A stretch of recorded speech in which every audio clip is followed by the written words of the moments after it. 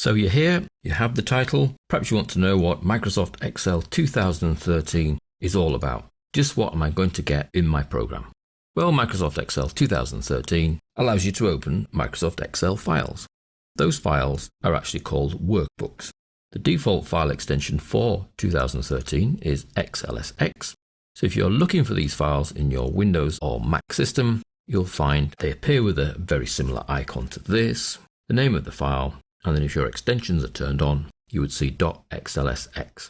Once you open an Excel file, it's made up of a number of sheets. Those sheets exist along the bottom as single tabs. We can see them here. Sheet 1, Sheet 2, Sheet 3. And we can add more sheets and we can take sheets away.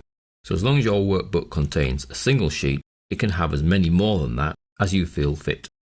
Your sheet tabs can also be renamed. We've renamed them Training, Sales, Revenue, and Losses. As long as each sheet name is unique and has at least one character, you're pretty much quite flexible in what you call them. Now each sheet is a fixed size, but it is quite a big size. You'll see there are a number of columns and a number of rows. The columns are given letters, and if we were to scroll to the right to find out how far we get as far as XFD. This is the end of Excel's world.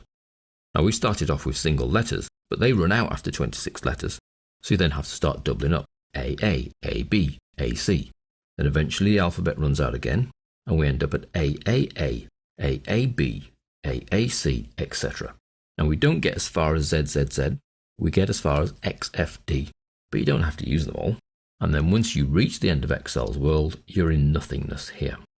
Now vertically, we can go down row-wise, and you'll see that they're just numbered, so we're not going to run out of numbers, but how far can we get?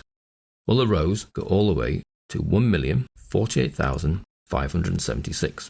All of your sheets have the same number of rows. You can't get rid of any, you can't add any more. And we see that this is the end of Excel's world. Hopefully that will be enough for anything you try to build. So that's an Excel workbook, broken down into Excel worksheets, broken down into rows, columns, and then cells, of which there are quite a few.